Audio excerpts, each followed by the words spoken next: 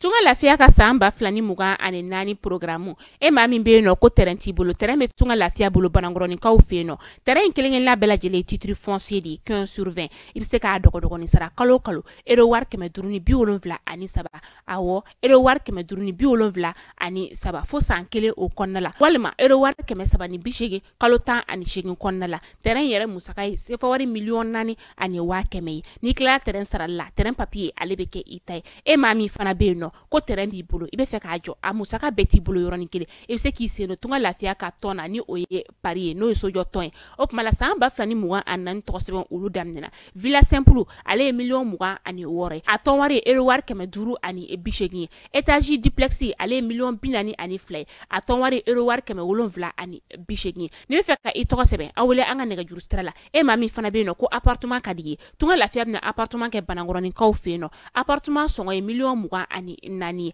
ibisa ale fana dogo ni sara ero war keme wolonvla ani mugan fo san nani o konnala awo san nani tunga lafiya nana tunga range ulu lafiya likama op mala anga nega juru sira ayo bamba 00223 72 18 42 47 walma 00336 41 94 03 80 tunga lafiya ka lanyini e femi malende munu sigleme jamana ko ka o beka se ka so kelengelen soro ba maliba ali konnala.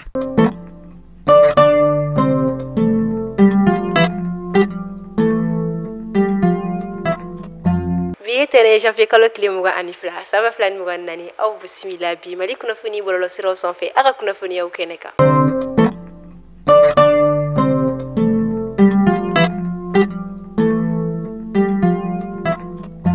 20 janvier 1961 walima janvier kalo kile mugan samba kile keme konoton biyoro ani kile nin koni inkera donye min koni taraka do bala kosobe yanga jamana kelen ko fe kaka yerema horonya koni soro kabeni décembre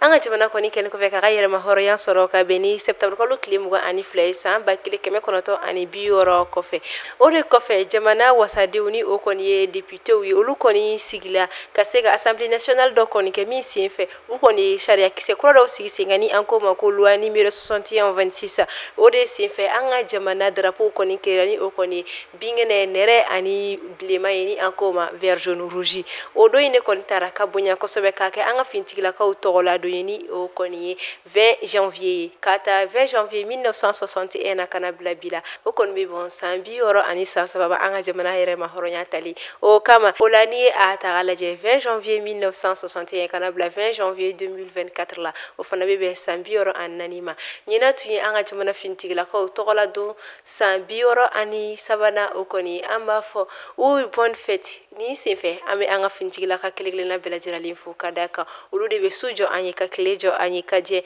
uga soko ka kongo jugula mine kamina go jugula mine kaje uniko kaje ujuliko kaseka obo kunidi ka fasola kanda ka faso de klinga na brajela kanda wala samu meseka ke anyere ama fo uniche uyereye uniche uka faso de nyuma yala uniche uka faso kanuna ala ka faso jolento uni fintikila ka klinga limbela jirali o kama ani so jalendo ame fuldi anga fintikila ka klinga la brajela ma kata anga jamana nyamala colonel Assimi Goïta ka jigi aka colonel to la fefebe duguma fo kana se duguma na la ambe brajira le fo kada kani olute antute se yambi ni fintigla kaute ante se ka fo amansigi ama akilla tigani to gola bi uni chew ka faso kanuna uni chew ka faso barala alibi alaka nga jamana basigi kanya takano ya nga jamana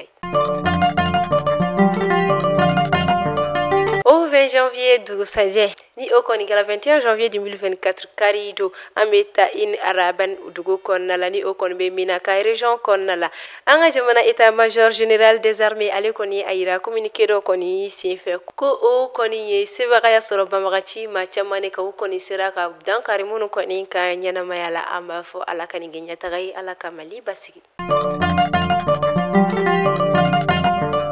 kasangani ko do koni temeli anga jamana ministre mi koni yeshinendo anga jamana ko kanko mani o ministre des affaires étrangères ale koni sharia do koni sigi singa femi ka do ko fo malien munu koni be ni nationalité flabe olulani olu koni franco malien olu koni ni atenya ko koni bina bo france kana mali konna la ko ni ngase ko yere bla sharia do konna la ko se ko yere koni bla règle do konna la wala sa wese ka ba mali balla soro chugo yamina kada ka odo maseka bo asirafe ode kama femi ka do ka fo ni malien franco malien chama koni fuli la kasi kata u no korola min n'ale tɔgɔ bɛ maliyɛn den bɛɛ da an bɛ don min na i n'a fɔ bi o de ye Tezuleka ye. Tezuleka a nana don maliyɛn denw ka te nimisi wasa ale kama koyi. O kuma la kunkolodimi banbali bɛ e mɔgɔ min na, farikolo bɛɛ dimi bɛ e mɔgɔ min na, farikolo kɔni ale mɔgɔ bɛ ni na lafiya a ni la wasa de la. Tezuleka de bɛ se ka o k'i ye. Tezuleka maliyɛn denw ni lafiya yɔrɔ de don koyi. Tezuleka a san i ka galon bɔnda i ka se k'a dɔn ka fɔ ko Tezuleka ale kɔni te tɔw olu ti kelen. K'a fɔ ko n ye n ka te san, n ye premier wuli ka deuxième wuli ko n ka deuxième k'ale ɲɛ jɛra, o tɛ Tezuleka ye dɛ. Tezuleka premier n'a deuxième bɛɛ lajɛlen ɲɛ de ye kelen. F'i bɛ tila ka i yɛrɛ sɔsɔ a la tuguni n'o y'a sɔrɔ ko premier de tɛ deuxième ye. E mɔgɔ bɛ a camion fa santa la sa Ibrahim Ɲagadu ale ka nɛgɛjuru sira Kongo a taara i kɔngɔn fa la ni ka n'a ton suguba o kɔnɔna la. Nɛgɛjuru sira 70 06 06 61 walima 65 65 65 97 walima tuguni 72 08 19 91. Tezuleka tew ka lagari, Tezuleka tew ka mandi. O kuma sansa i ka galonbɔne da. An ka fanga tigilama minnu kɔni bɛ aéroport la ni an ko minnu ma les autorités aéroportières du Mali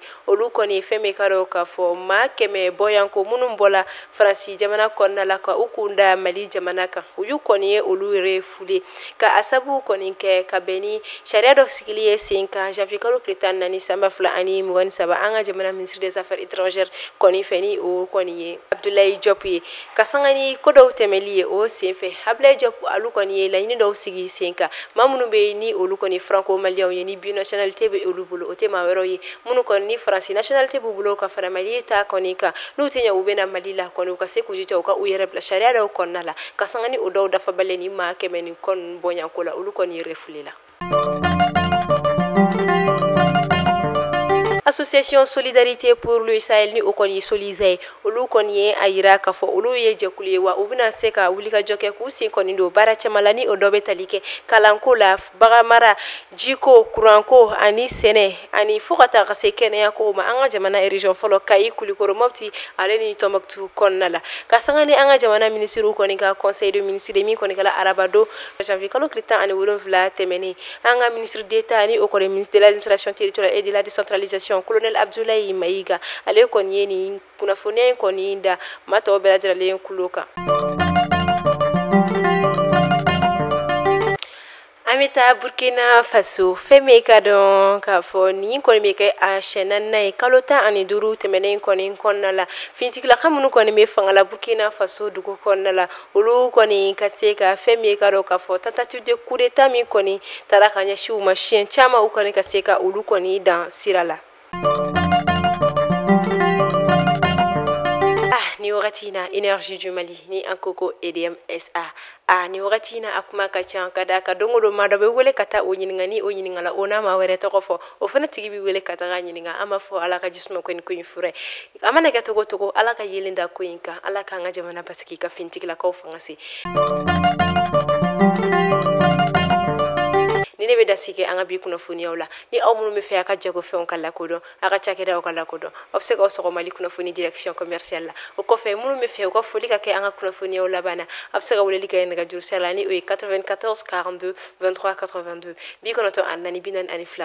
22 an b'a fɔ aw ni ce aw ka lamɛnli ko ɲuman la aw kan bɛ a ɲɔgɔnna wɛrɛ ni ma ala ma basi kɛ ni aw la ala k'an si jɔ ko o ma kɔnɔ ni wagati na an bɛ foli di fɛn min ka dɔn k'a fɔ Musa Jara ma kabini Sénégal Mali kunnafoni TV kanubaga ba do wa avant su a bɛ wagati caman bɔ an ka foli bɛ a ye a tɛ sɛgɛn a tɛ ɲina wa an b'a fɔ o fana la ka da kan faso kanu na an b'a fɔ la i ka kanu o wagati kelen an bɛ se ka na Bamaliba kɔnɔna la an bɛ Alassane Diané fana fo ale fana bɛ an su a bɛ wagati caman bɔ an b'a fɔ a ni ce a ka kanu na ni ne bɛ da se an ka bi kunnafoniyaw la aw ni ce aw ka lamɛnni ko ɲuman na to tulo bɛ aw denmuso n'a dɔgɔmuso man kana Mariam Diallo aw kan bɛ a ɲɔgɔnna wɛrɛ ni ala ma basi kɛ ni aw la ala k'an si jɔ ko ma kɔnɔ.